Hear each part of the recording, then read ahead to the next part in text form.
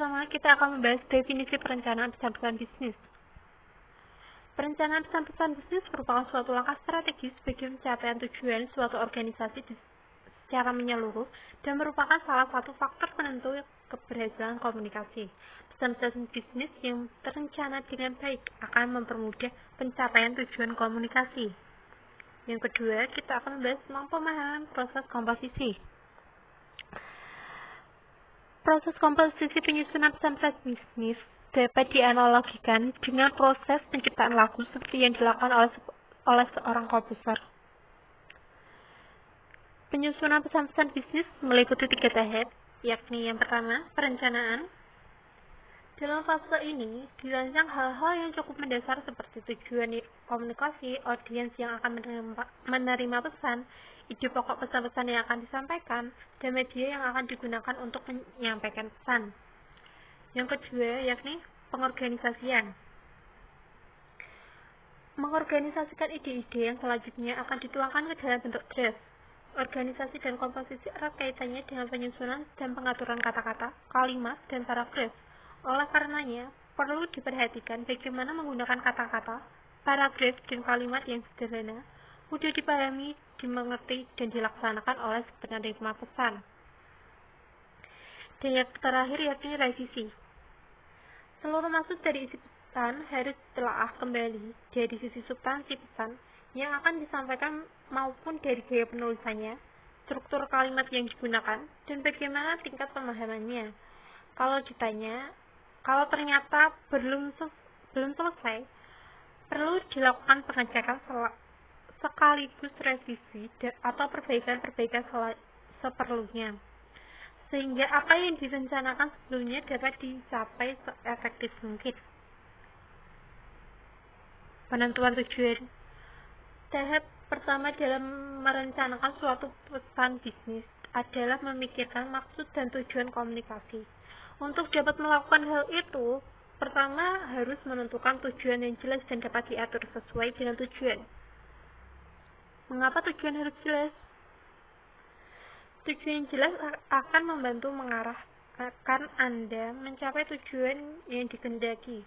Penentuan tujuan yang jelas bagi suatu organisasi akan dapat membantu proses pengambilan keputusan yang mencakup antara lain: 1. Keputusan untuk meneruskan pesan, 2. Keputusan untuk menanggapi audiens, 3.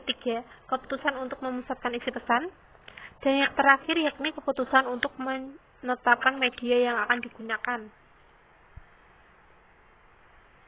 Tujuan komunikasi bisnis. 1. Memberi informasi. Tujuan pertama dalam komunikasi bisnis adalah memberikan informasi yang berkaitan dengan dunia bisnis kepada pihak lain. Yang kedua yakni melakukan persuasi. Tujuan kedua komunikasi bisnis adalah melakukan persuasi kepada pihak lain agar apa yang disampaikan dapat dipahami dengan baik dan benar. Yang ketiga yakni melakukan kolaborasi. Tujuan ketiga dalam melakukan komunikasi bisnis adalah melakukan kolaborasi atau kerjasama bisnis antara seseorang dengan orang lain. Melalui jalinan komunikasi bisnis tersebut, seseorang dapat dengan mudah melakukan kerjasama bisnis, baik dengan perusahaan-perusahaan domestik maupun perusahaan asing. Cara menguji tujuan. Yang pertama, apakah tujuan tersebut realistis? Tujuan yang hendak disampaikan hendaknya realistis, dalam arti bahwa ide-ide atau gagasan yang hendak disampaikan dapat disesuaikan dengan kemampuan yang ada, sesuai kemampuan finansial, manajerial, sumber daya, dan teknik operasional. Yang kedua yakni, apakah waktunya tepat? Dalam menyampaikan suatu ide atau gagasan, hendaknya dipertimbangkan masalah ketepatan waktu. Sebagai contoh, dalam suatu krisis moneter, ide untuk melakukan ekspansi pabrik kemungkinan besar tidak akan diterima. Penyampaian ide ini tidak tepat waktu karena pada saat itu penjualan produk sedang menurun sampai 50% dibandingkan dengan tahun sebelumnya. Yang ketiga yakni, apakah orang yang mengirimkan pesan sudah tepat? memiliki kedudukan jabatan tinggi cenderung lebih dapat diterima daripada bila disampaikan oleh orang yang kedudukannya rendah. Ketidaktepatan dalam menentukan siapa yang layak menyampaikan pesan akan berpengaruh terhadap efektivitas penyampaian suatu pesan. Yang terakhir yakni, apakah tujuan selaras dengan tujuan organisasi perusahaan? Suatu pesan hendaknya mengacu pada tujuan organisasi secara keseluruhan. Oleh karena itu, apabila ingin menyampaikan pesan-pesan bisnis kepada audiens, usahakan agar pesan tersebut sesuai dengan kebijakan organisasi. Analisis audiens. Cara mengembangkan profil audiens. Mengembangkan suatu profil audiens boleh dikatakan gampang-gampang susah. Gampang jika lawan komunikasi adalah seseorang yang dikenal dengan baik. Penentuan profil audiens dalam hal ini tidak mengalami kesulitan karena yang menjadi audiens adalah orang-orang yang dikenal dengan baik. Dalam kasus ini, komunikator perlu melakukan investigasi dalam pencapaian reaksi mereka, yakni sebagai berikut. Pertama, menentukan ukuran dan komposisi audiens. Kedua, siapa audiensnya. Ketiga, reaksi audiens. Keempat, tingkat pemahaman audiens. Dan yang terakhir, hubungan komunikator dengan audiens. Menentukan ukuran komposisi audiens. Audiens dalam jumlah besar tentu saja akan menunjukkan perilaku yang berbeda dengan audiens yang berjumlah sedikit, sehingga yang menghadapinya diperlukan teknik komunikasi yang berbeda pula. Kedua, siapa audiensnya? Bila audiens yang dituju lebih dari satu orang, komunikator akan mengidentifikasikan siapa di antara mereka yang memegang posisi paling penting. 3. Reaksi audiens. Jika posisi audiens adalah orang-orang yang tidak suka berdebat atau kurang kritis, presentasi sebaiknya disajikan langsung dan bagian kesimpulan dan saran-saran. Karena jika diajak berdiskusi, reaksi mereka diduga kurang positif. Yang keempat, tingkat pemahaman audiens. Jika komunikator audiens memiliki latar belakang yang cukup berbeda, perlu diputuskan terlebih dahulu seberapa jauh audiens tersebut harus dididik. Hubungan komunikator dengan audiens. Jika komunikator adalah seorang yang belum dikenal audiens harus dapat diyakinkan sebelum penyampaian suatu pesan dilakukan. Memuaskan audiens akan kebutuhan informasi. 1. Temukan atau cari apa yang diinginkan oleh audiens. Untuk dapat memahami kebutuhan audiens akan informasi, komunikator harus dapat menemukan apa yang ingin mereka ketahui dan segera memberikan informasi yang diminta. Dan perlu diingat, jangan ditunda-tunda. Yang kedua, yakni antisipasi pertanyaan yang tidak diungkapkan. Setelah memberikan informasi yang diinginkan, berikan tambahan informasi yang mungkin sangat membantu meskipun informasi tersebut secara kurang tidak diminta oleh audiens. Yang ketiga, yakni berikan semua informasi yang diperlukan. Usahakan agar semua informasi penting yang diminta oleh audiens tidak ada yang terlewatkan. Dengan kata lain, informasi penting yang telah tercakup dalam pesan yang diberikan. Yang keempat, yakni pastikan bahwa informasinya akurat. Informasi yang disampaikan kepada audiens hendaklah informasi yang benar-benar akurat dan dapat dipertanggungjawabkan kebenarannya. Yang terakhir, yakni temukan ide-ide yang paling menarik bagi audiens. Cobalah untuk menemukan hal penting yang menarik bagi para audiens. Selanjutnya, berikan perhatian khusus dan perhatian yang lebih kepada hal tersebut. Apabila hal tersebut dapat dilakukan dengan baik, berarti komunikator telah berhasil memberikan suatu keputusan yang tidak terhingga kepada audiensnya. 2. Cara memuaskan kebutuhan motivasi audiens. Caranya adalah dengan mengatur pesan-pesan sedemikian rupa sehingga informasi yang disampaikan dapat diterima audiens dengan mudah. Pendekatan yang dapat dilakukan adalah dengan memberikan argumentasi bersifat rasional. Contoh, jika seorang memohon pinjaman harus mengurangi jumlah pinjaman yang telah ada sebelum penambahan pinjaman baru yang lebih besar.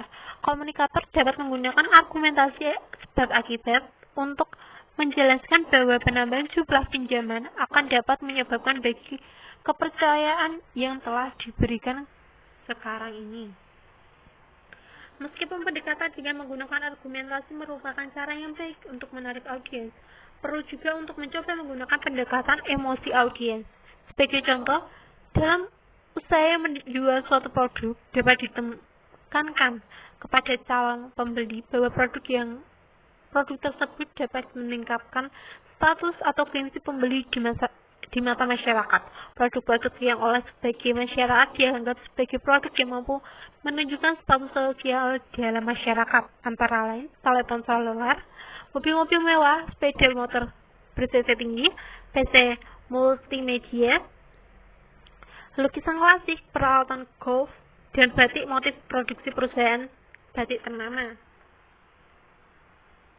Penentuan ide pokok. Ide pokok adalah pernyataan tentang suatu topik yang menjelaskan isi dan tujuan dari topik tersebut. Dapat diterima dalam audiens. Topik adalah subjek pesan yang lebih luas. Sebelum dapat menentukan ide pokok, hal-hal penting harus diidentifikasikan terlebih dahulu. Yang pertama yakni teknik curah pendapat atau brainstorming. Pendekatan yang paling baik adalah curah pendapat brainstorming yang memberikan keleluasaan pikiran untuk mencari berbagai kemungkinan, menguji berbagai alternatif dengan mempertimbangkan tujuan, audiens, dan fakta yang ada. Beberapa teknik curah pendapat yang dapat digunakan antara lain. Yang pertama, storyteller tour. Hidupkan tape recorder dan telaah pesan-pesan yang disampaikan. Fokuslah pada alasan berkomunikasi, butir utama Anda, rasionalitas, dan implikasi bagi penerima. Dengarkan dengan teliti dan berlatihlah sehingga ide-ide pokok dari suatu pesan dapat ditemukan dengan mudah. Yang kedua yakni random list. Dengan pendekatan random list, untuk dapat menemukan ide pokok Anda perlu menulis segala sesuatu yang ada dalam pikiran Anda di atas kertas kosong. Selanjutnya pelajari dan temukan butir-butir penting yang ada. Tiga yakni CFR worksheet. CFR singkatan dari conclusion, findings, dan recommendation.